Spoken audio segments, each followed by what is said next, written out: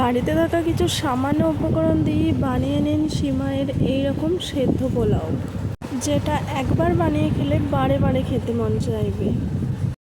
Hello friends, আসসালামু আলাইকুম। আমি আসমিতা। তো আপনারা সবাই কেমন আছেন? আশা করছি ভালো আছেন। ইনশাআল্লাহ আমিও খুব ভালো আছি।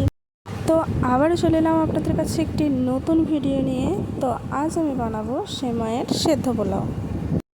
তো প্রথমেই আমি এখানে একটি নারকেল নিয়ে নিয়েছি। নারকেলটি ফাটিয়ে পানিটি আলাদা করে রেখে দেবো। তারপরে নারকেল কোড়ার সাহায্যে কুড়ে নেব। তো তারপর আমি এখানে কিছু কাঁচা বাদাম নিয়েছি, তো সেইগুলিও খোসা ছাড়িয়ে নেব।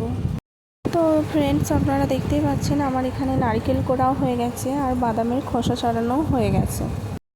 তো এরপর আমি এখানে 2 প্যাকেট সিমাই নিয়ে নিয়েছি। তো সেইগুলি প্যাকেটের মধ্যে থাকা অবস্থাতে আমি ছোট্টভাবে টুকরো করে নেব, মানে ভেঙে নেব। তারপর একটি পাত্রের মধ্যে ঢেলে নেব। তো এরপর রান্না করে নেওয়ার পালা। তো গ্যাসের চুলা অন করে একটি কড়াই নিয়ে নিয়েছি ও তার মধ্যে দিয়ে দিয়েছি সাদা তেল। এবার ওই তেলের মধ্যে দিয়ে দেবো বাদাম, দিয়ে ভালোভাবে ভাজতে থাকবো। তো যতক্ষণে সব বাদামগুলোর ব্রাউন কালার চলে আসে ততক্ষণ গ্যাসের চুলা মিডিয়ামে রেখে ভালোভাবে ভেজে নেব। তো ফ্রেন্ডস, আজকে আমি ভীষণ হ্যাপি। তো আমার এতটা হ্যাপি হওয়ার কারণ হলো আমি রান্নার ভিডিও বানাই বলে আমার মা আমাকে এই কড়াইটা গিফট করেছে। তো সেই জন্যই আমি এতটা খুশি আজকে। তো কথা বলতে বলতে এখানে আমার সব বাদামগুলির ব্রাউন কালার চলে এসেছে। এবার আমি সব বাদামগুলি কড়াই থেকে তুলে নেব। আর কড়াইয়ের মধ্যে যেইটুকু পরিমাণ তেল বেঁচে গেছে তো সেইটার মধ্যেই আমি দিয়ে দেবো সেই সিমাইগুলো, দিয়ে হালকাভাবে ভাজবো। তো আমি এখানে আর বাড়তি করে কোনো তেল অ্যাড করিনি, যেই তেলটুকু আমার বেঁচে ছিল সেইটার মধ্যে দিয়েছি। তো আমার ভিডিও যদি আপনাদের ভালো লেগে থাকে তাহলে একটি লাইক, কমেন্ট, শেয়ার করে যাবেন আর চ্যানেলটিকে অবশ্যই সাবস্ক্রাইব করে রাখবেন। তো আপনাদের একটি লাইক, কমেন্ট, শেয়ার আমাকে আরও একটি নতুন ভিডিও বানাতে মোটিভেট করে।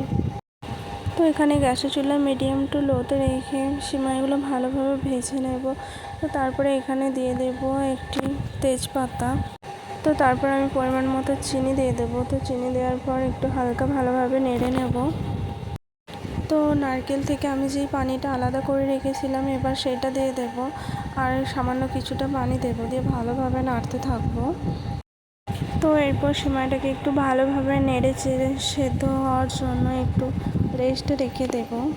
বেশ কিছুক্ষণ রেস্টে রাখার পর যখন সিমাইটি সেদ্ধ হয়ে যাবে তখন ভালোভাবে একটু নাড়াচাড়া করে সেই যে বাদামগুলো ভেজে রেখেছিলাম সেটা দিয়ে দেবো। তো তারপরে আবার ভালোভাবে নাড়াচাড়া করে নেব। তারপরে দিয়ে দেবো সেই কুড়ে রাখা নারকেলটি। তারপরে আবারও ভালোভাবে নাড়াচাড়া করে নেব। তো ফ্রেন্ডস, আপনারা দেখতে পাচ্ছেন আমার রান্না একদম কমপ্লিট। তো কত সুন্দর, কত আকর্ষণীয় লাগছে। আপনারা একবার ভিডিওটি ভালোভাবে দেখে নেবেন, তারপরে বাড়িতে বানাবেন, দেখবেন কত সুন্দর হবে। বাড়িতে সবাই খেয়ে প্রচুর নাম করবে, প্রচুর প্রশংসা করবে যে এরকম রান্না কোথায় শিখেছি। তো দেখা হবে আবার কোনো পরবর্তী ভিডিও নিয়ে। তো ততক্ষণে সবাই সুস্থ হবেন, ভালো থাকবেন। আল্লাহ হাফেজ।